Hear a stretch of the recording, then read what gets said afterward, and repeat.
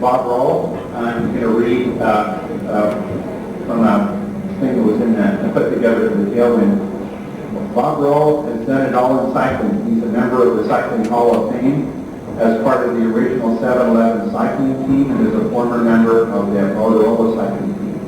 He's raced in the Tour de France 4 times, the Giro d'Italia 3 times, Paris-Roubaix 8 times, and the Tour, I'm not going to pronounce this one very well, CC, 3 times. He won Stage 3 of the Tour of Romandy in 1988, Stage 11 of the Course Classic in 1985, and won the San Francisco Hill Climb in 1997 and 98. He's also raced in 8 World Championships. In addition to these feats on the road, as you might expect from a person who lives in Durango, Colorado, with extensive experience in mountain biking as well.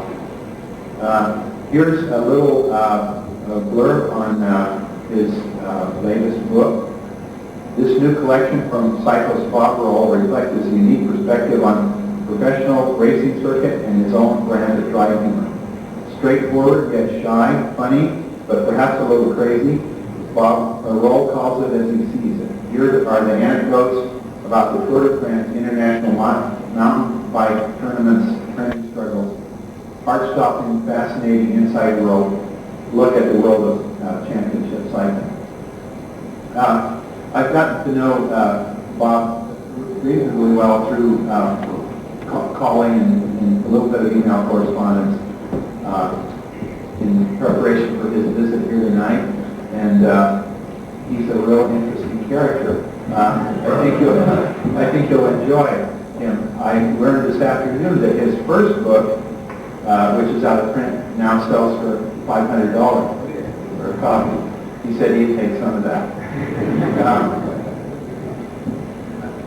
As we visited with Bob this afternoon after the Gilmore brought him from the airport, I couldn't help but think of being a little bit of a philosophical then, and that is that, you know, he has done very well in professional cycling, but he's not a superstar in international cycling. Yet many of his colleagues who were maybe better cyclists at the time are not part of the cycling world like he is presently.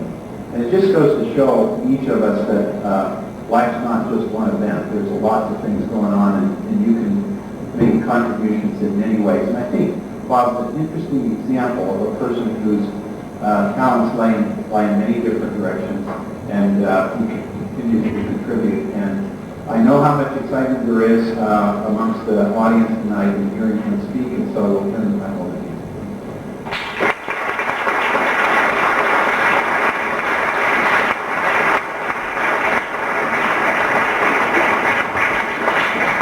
I think I found the next way I want to do the Tour de France. We had a Renault sedan. No lot. And we had a lot of stuff and guys in the Renault sedan, and a lot of bikes plastered all over the top of the Renault sedan. And for the tour, they splurged and got us 2 Renault sedans. From when I started doing the tour, times have changed for the better. The races involved incredibly in the last 15 years, and we used to stay in gymnasiums and with the whole peloton. And it was so odd to wake up in the middle of the night and find yourself with a 75-foot ceiling above you and have to stagger across Bernardino to take a pee in the middle of the night. For me, it was something that I've been trying to forget. Can't seem to forget. And they don't do that anymore. But in those days, there was. When I did the tour, it was only the 3rd promoter of the race, Felix Lettytown, and he was coming to the end of a long, long directorship of the race. And he learned from Jacques Cadet, the original, and Henri Legrand, who started the Tour de France in 1903. Felix believed that the riders were on physical and spiritual quest, and they needed to be sacrificed to the gods of suffering, or their efforts were not worthwhile. So not only did we race as hard as the guys raced today, but we stayed in some miserable places. And Felix Levitan wouldn't pay the restaurants unless they had given us a horrible meal. So it was, I found it to be quite brutal. The French riders didn't seem to think it was abnormal at all, and I'll admit I was pretty soft when we did the Tour de France for the first time. I thought that we were international superstars, men of mystery, and we deserved, a James Bond level of opulence. But we got we did not get that. We got the 40 years of solitude in the desert. We got the flight from Egypt version of international travel. We didn't stop trying though. That's the thing. We always believed that we could do good. We were wrong, but we didn't stop trying. And we tried to fit in with the European riders after we got used to the level of degradation and abject horror. We started to decide, well, maybe we should be like these guys, and we'll start to race better. So the guys on our team, we decided we would be as Euro as possible. Not to the point where we would speak French correctly. We stopped right there. Because that was the only way we could get revenge. To massacre their language. And believe me, that it's like fingernails on the chalkboard to a French waiter to say, I like them, do low.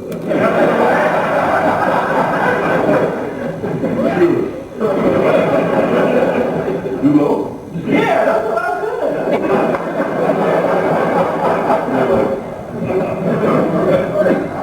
And I get a lot of mail about the way I say Tour de France. It's a residual horror. And people write in constantly to OO and they say, why can't Bob Wolf say three simple, I remember this one, 3 simple words. And some guy took French in high school and went to France, but it's not can, it's won't.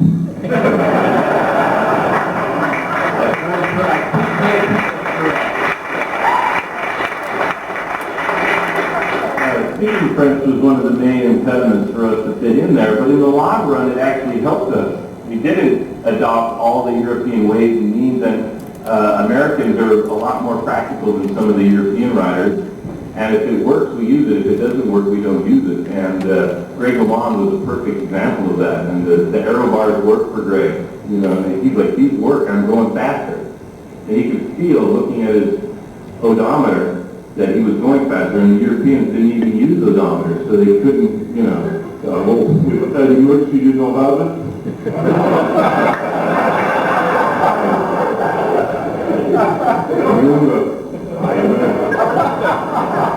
You didn't know that. It's not necessary. You know that. So silly. So Greg's like, I'm going. Oh, like, this is awesome. And Laurent Pignon is like, whoa. Same. So that was, Eddie Merckx didn't use it. It wasn't necessary. So at the 89th tour, everyone woke up and were like, oh, maybe it'll walk. This is that off the tour, it's okay. I had the ponytail though. I'm good. So we always were, if it worked, we'd use it. And initially though, we did want to fit in with the European riders. So we showed up to the tour, first road stage, in 1986, the first year an American team did the Tour de France. And it was in the outskirts of Paris. And We all showed up. We had the caps just right, you know, high up in the back, just covering, you know, just perfect. And the jerseys and the shorts and the white socks, white handlebar tape, gloves, perfect. And our teammate, Alex Diaz, came to the start line in his skin suit. We were totally mortified. Alex, what did we talk about? What are you doing with your skin suit on? And he wouldn't even, we tried to move away from Alex and get away from them, and the Europeans, I swear, were like, what's that? It's the most time away.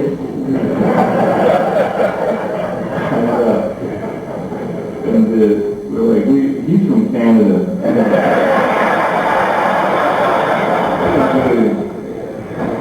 We don't really talk to him that much. We hired him for this one race.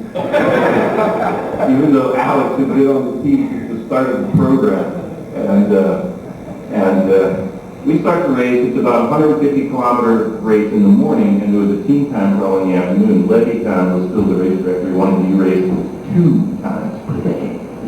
So he started the tour totally wasted. That was his desire. So all these big hills around Versailles, we did a circuit.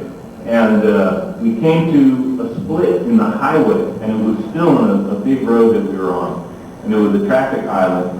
And the police motorcycles and all the tour cars, the lead cars, all went to the left of this traffic island. The whole peloton went to the left of the traffic island. And you could see in the distance where the highway would come back together. And out of the corner of my eye, I saw one guy go to the right. One guy, the only guy in the skin suit. I was like, oh, God. I was like, what is wrong with him? And he takes off like a shot. And the whole group looked over. And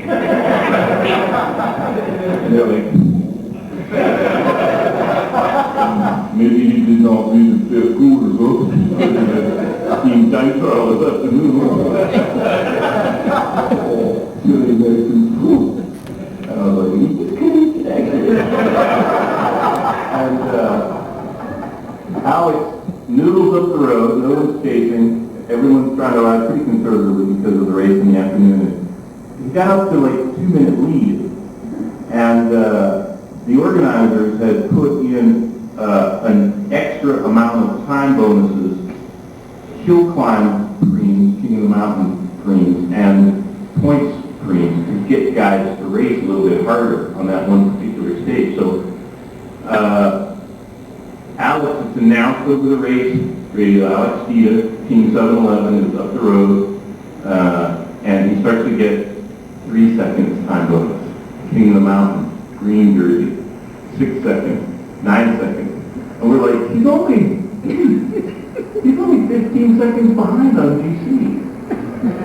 And the team manager came up through the peloton and he started screaming at me and Jeff Pierce, who were like, he's on my team, he's on that. If Alex gets one more time bonus, he gets the yellow jersey. So we were like,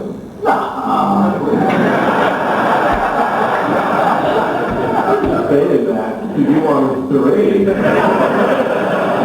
You're just saying that because you want us to go to the front, you know, and block or sit around. You think, go to the front and do something. Tell some jokes. Make everybody slow down. So we're like, we'll just see what happens. So it goes on and on and on the whole day. Alex is out in front for almost 100 kilometers. And a small group broke away from the peloton just in the finale of the bike race. And they caught Alex. And Phil Anderson was in that group. And Phil Anderson, he was on a different team, an Australian rider, a great champion from Australia. He helped Alex get to the finish line in the front group. And Alex got the yellow jersey that day. And we were so happy, it was unbelievable. And it was phenomenal. It was funny, the reaction that people had. It was like the 3 days that you're at the tour before the race starts. There's sort of a pecking order of attention the media gives to the riders. And Greg LeMond and Bernardino had huge swarms of reporters, and we could walk with impunity anywhere. No one ever followed us or asked us any questions at all. And then we were the focus. And in between the two stages, there was a gymnasium where they had a bunch of cots set up for everyone to have lunch and rest in between stages. And so we were laying on our cot, and we put our stuff down. Alex couldn't join us because he was busy on the podium. And we went to lunch, and when we came back from lunch, there was this like lightning shower of light over by our little section of cots. And every journalist on the tour was surrounding Alex Speeda's cot. And he was laying, I'll never forget, he looked like an angel. He was laying on his cot, and around him was every jersey in the race. The King of the Mountain jersey, the green jersey, the top line jersey, the white jersey. And he had stuffed his pillow into the yellow jersey he was laying on it.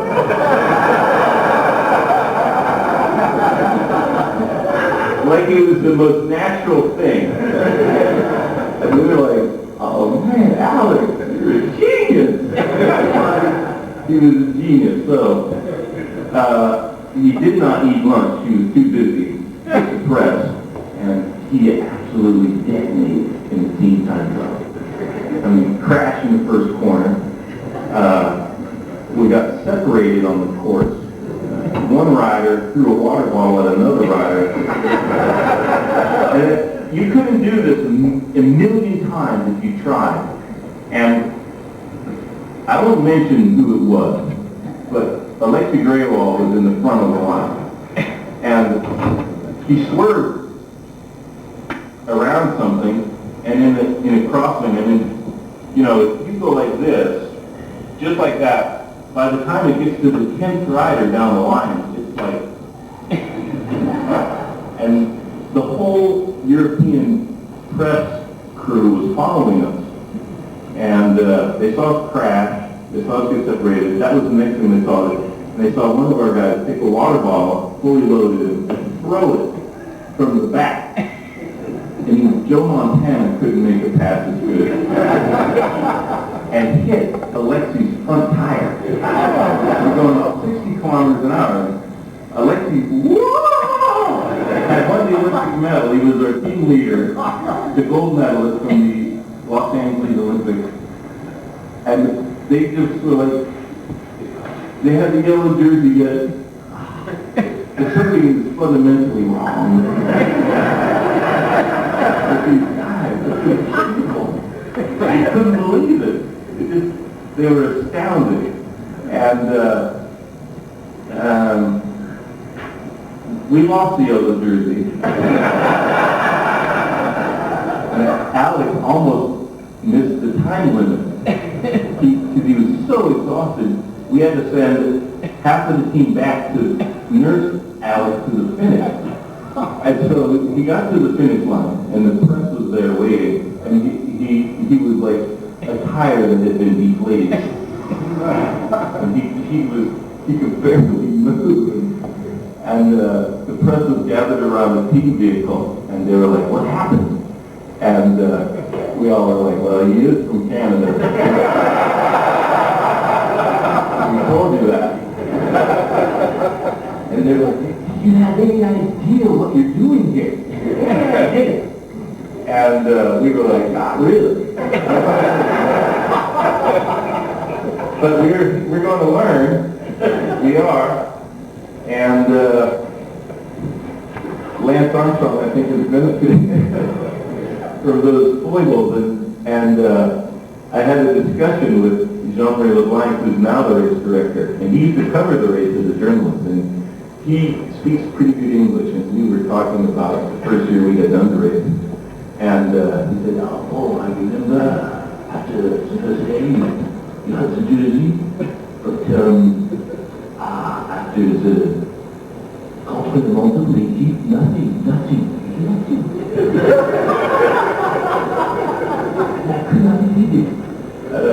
well, do you remember what I told you? He said, yes, you said you would learn. And I'm like, well, we learned, we did. Yes, you did too well. And, I have been good friends with Lance for a long time, and he could just eat all that stuff up. He just loved it, how lame we were. But and Lance and George Hincapie and Floyd Landis and Bobby Julich and all the guys that have come, I think that honestly, if we weren't so inept, they wouldn't have learned as quickly the game and what needs to be done from one day to the next. So I think that's why I still have a job, is those fellas, they seek me out to talk to me because they know how much they owe me.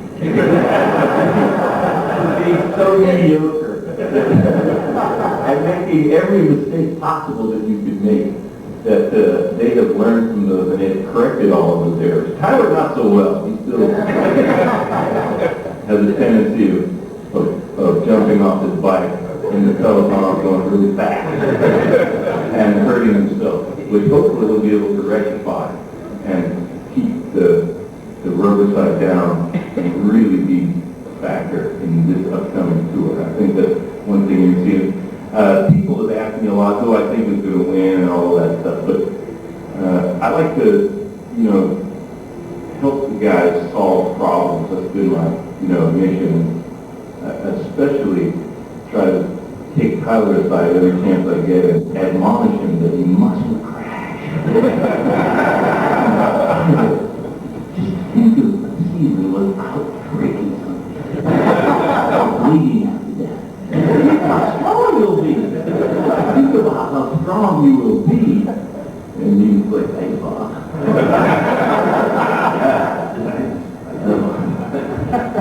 During the rest of that tour, being the international men of mystery that we thought we were, the next gymnasium that we got to that we had to sleep in, it was about 10 days into the race. And in those days, there weren't as many hotels as there are now in France. And so when we would go to small towns in the Pyrenees, there wouldn't be enough hotels, so we'd have to stay in the gymnasium. The first day was sort of fun because we were all happy and hadn't started dying like animals yet. But 10 days into the race, you're like so dead tired. You look in they produce a Bible for the riders, and it has a list of where everyone's staying. And when you get to the page, and it has every team in the same place, and it says lycée, L-Y-C-E-E, with a thing that's like school. You're like, school? What kind of name for a hotel is school? And you literally drive into the basketball court and soccer field of the junior high school. And they have 198 cots set out. And some guys crash, some guys get sick, and they drop out. They had a piece of yellow tape covering the cots of the guys that were no longer in the race.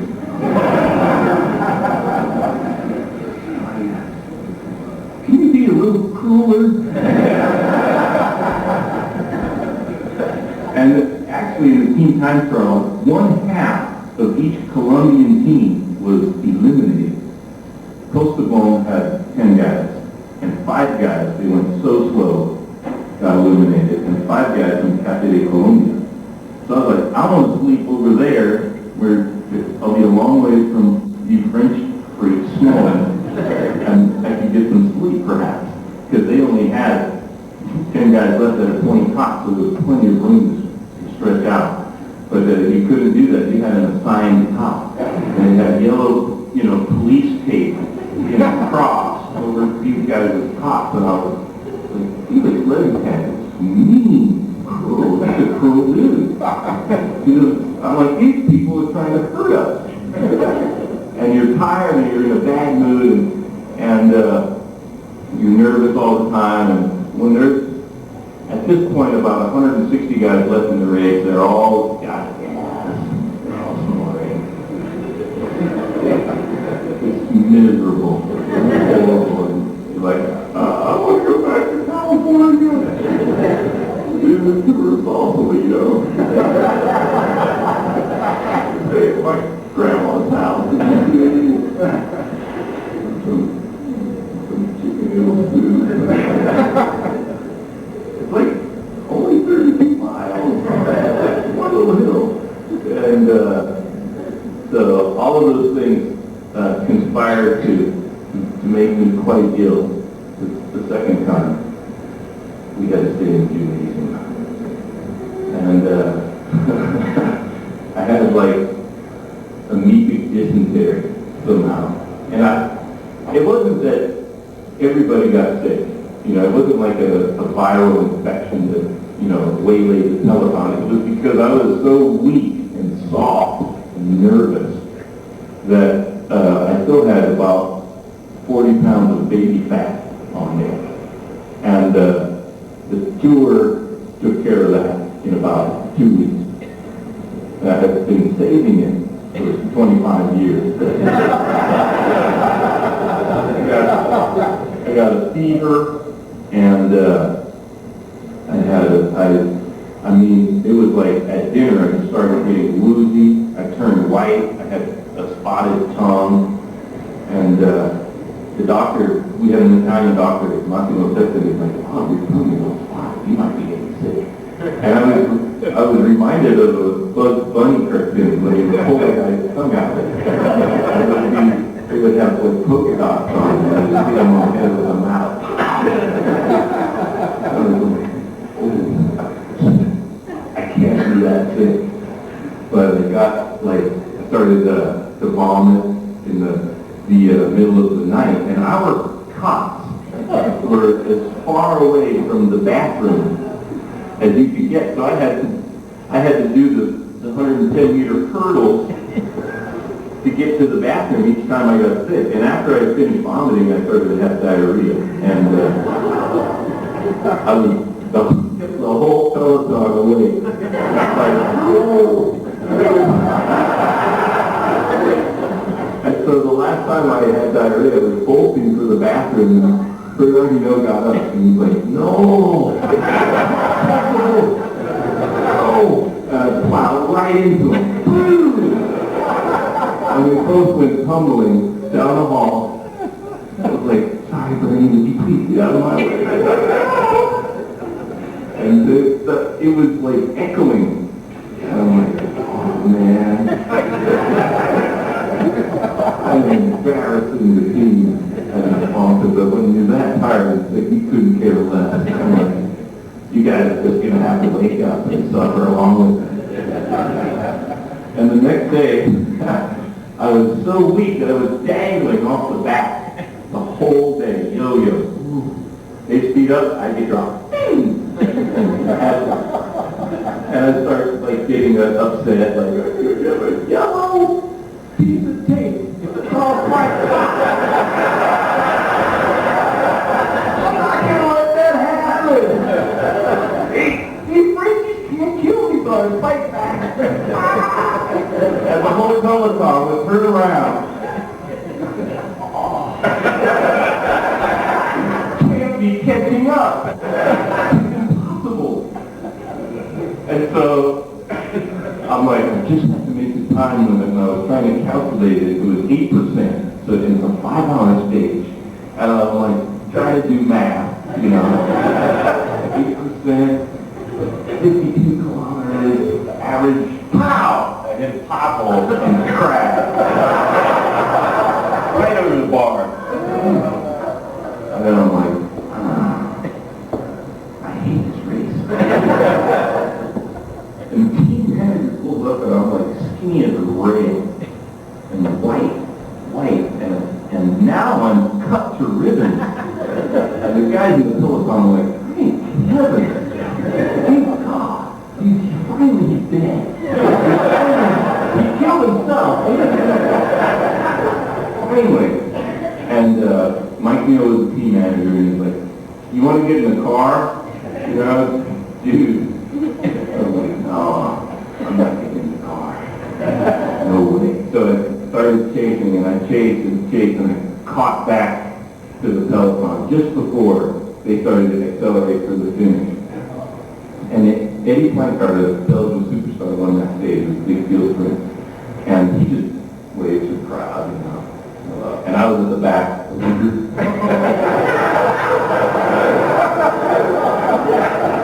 crowd was like, he was almost last. He is celebrating my 50.2. They're very strange in America. They have the jersey, they give it away, they get last, they're celebrating. And they're like, maybe they don't know the rules. You know, because we were so inept that we decided we would dedicate ourselves and really learn the sport, really get into all the minutiae. And that helped me with the TV job. So that's what has brought me here tonight, is probably not my illustrious career as a biker, but more of the television job and OLN's continued dedication and coverage of cycling. And now it seems as if I can't stop doing TV, even though initially there was nothing whatsoever to suggest that that might be something I should do or should think about doing. And OLN, I mean, did you guys watch the tour at all?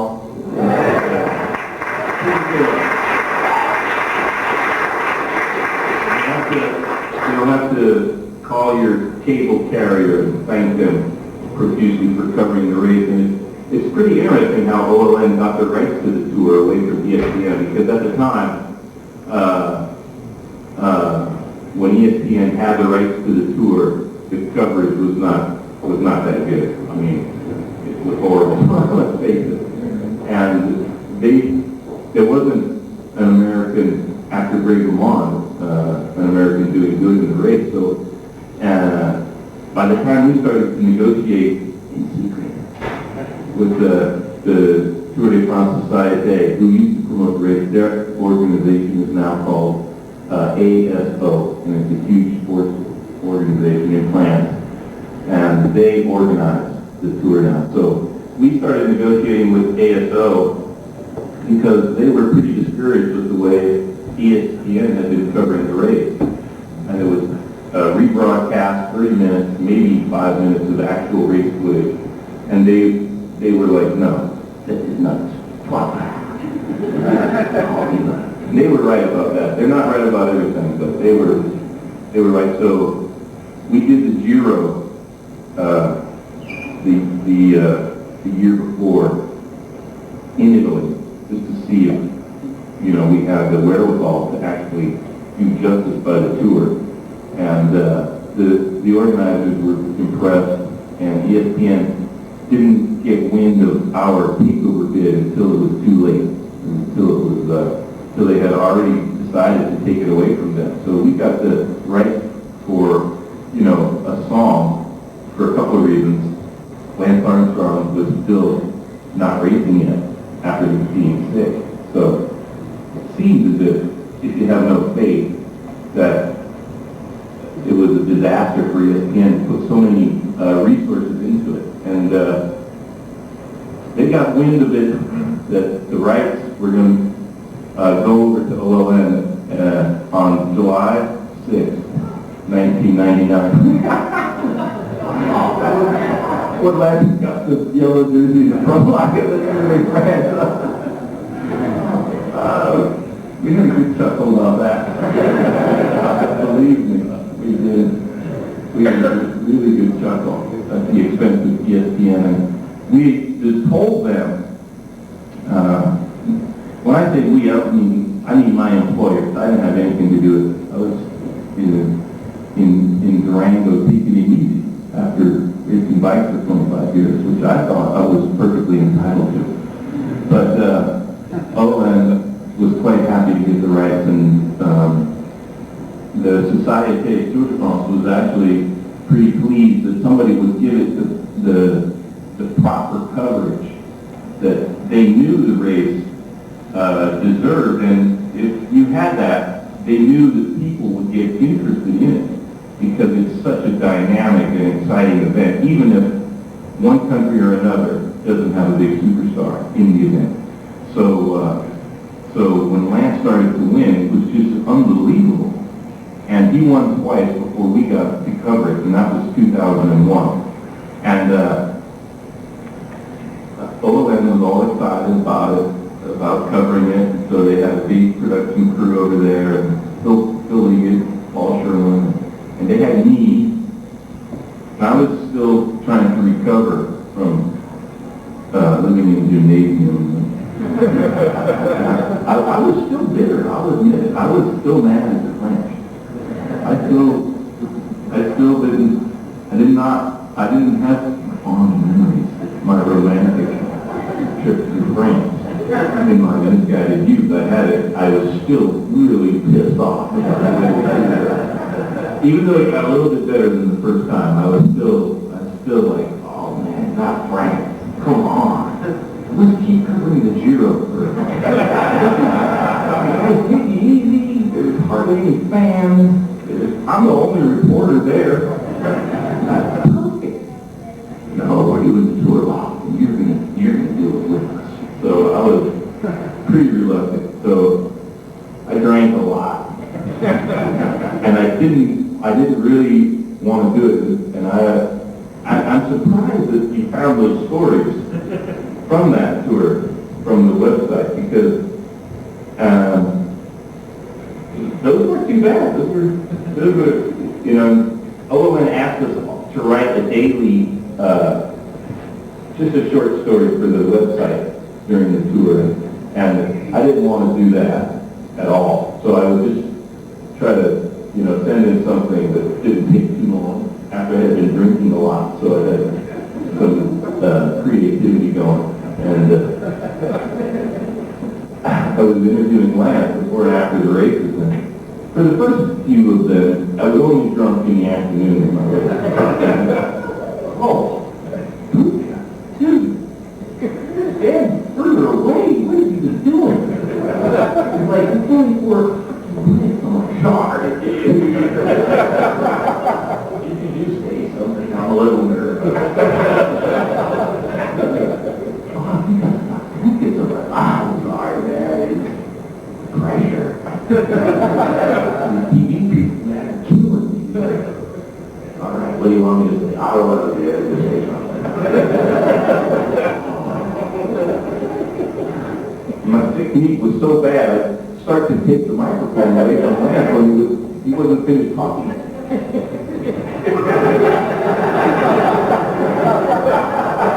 And the cameraman was like, what do you do? And at the start of each stage, they have a thing called the village de parc, and the region that you're at, they bring out all of the best stuff that they have in the region. And every region in France produces wine, so they have wine samples, like 7:38 in the morning. I'm like, so what do I do? You laugh, even in the morning. Oh. 8 a.m. I'm sorry, dude. Could you please just say something? He's like, dude, what's wrong with you? I hate France, man. The pressure. He's like, what pressure? You're split. You gained 30 pounds. You're eating and drinking your way through France.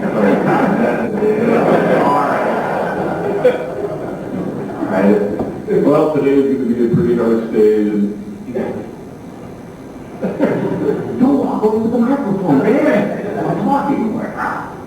So, Lance saved my ass during the first tour that we did. So, when we see him, I want you all to thank him so much for helping Bob keep through the first tour as a broadcaster.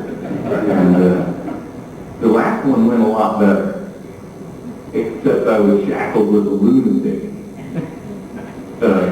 Not Kirsten Gunn. Not talking about her, talking about our driver.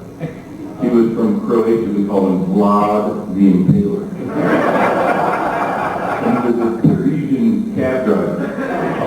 And it was the most harrowing 3 weeks of my life. This vlog being Taylor. Laying waste to the caravan after the tourist release. And it was like, you don't have to do that. It's not Michael Schumacher trying to get away from the track. Don't drive like that. And he was frightening, scary. But in the midst of that, hopefully that my small contribution to the program was instructive and kind of funny. So I hope it was.